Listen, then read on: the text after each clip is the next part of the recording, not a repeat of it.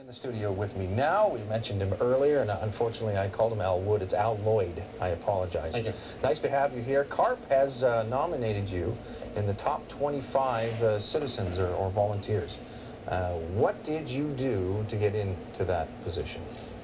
Well, since I retired from my paying job, I started volunteering in the Princess Wales Regiment Museum and wound up becoming their archivist, and I started doing research.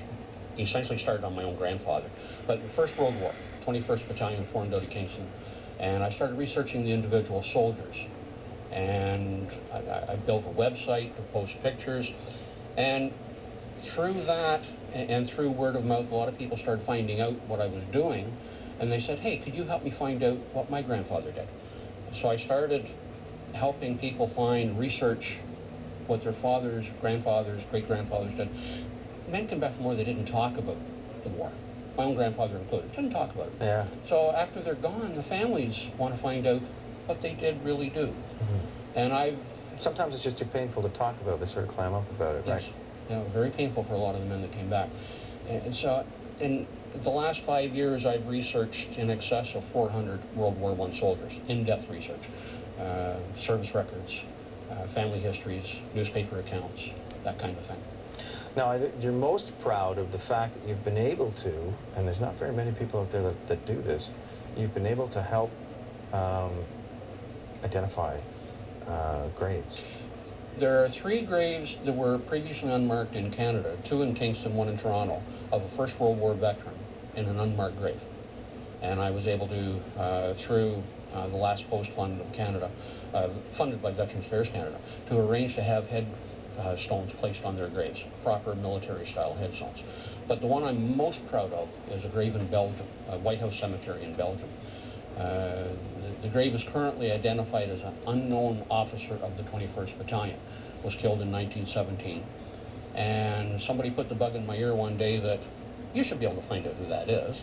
So I started doing the research through the archives. And I understand you did it in a record-breaking time, too. Well, through my own computer files, I satisfied myself within 20 minutes of who the man was. Wow. It was then a matter of proving it.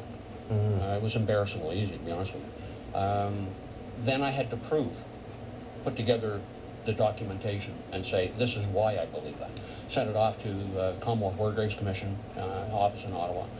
They agreed with me, sent it on to Veterans Affairs Canada, who agreed with their research and mine, and it has now gone on to Commonwealth War Graves Commission at Maidenhead in England to have it implemented, have a new headstone carved for this man with his name on it. Lieutenant John Francis Maloney from Ottawa, a young officer, was instantly killed by an artillery shell. The military will have a rededication ceremony after they place the new headstone there. And your hopes is to get there for that. I would hope to be there for that. So I'm saving my pennies now, trying to get some money salted away in a bank account.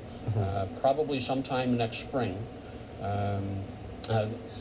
Let's face it, somebody would like to pay my way to go to Belgium. Yeah, I won't say no.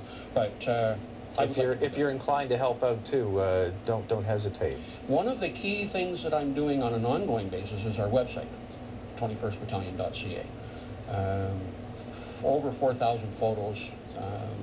There's in excess of 400 pages to the website. It'll take you a length of time, quite a length of time to go through the whole thing if you look at every page. But over 4,000 photos, individual soldiers, photos of their graves. The 21st Battalion had just over 900 killed or died of wounds, and I've got photos of about 85% of their graves. Wow. There's still some that I need to do, and if I do get to Belgium, I'll be certainly adding to that photo list. To learn more about this, you can go June 24th at the Citadel for this big launch of CARP. You're going to be one of the guest speakers, aren't you, Al? I don't know if I'm going to be a guest speaker, but they're presenting it with the award. You like to talk? Come on. You'll share, one-on-one, you'll share with everybody. You'll be there, won't you? Yeah. Well, okay. I'll try to get the word out that anybody wants to research what their family member did in the First World War. I'm more than happy to help. Okay, well, great. Thanks for coming in. Stay tuned. Newswatch at 6.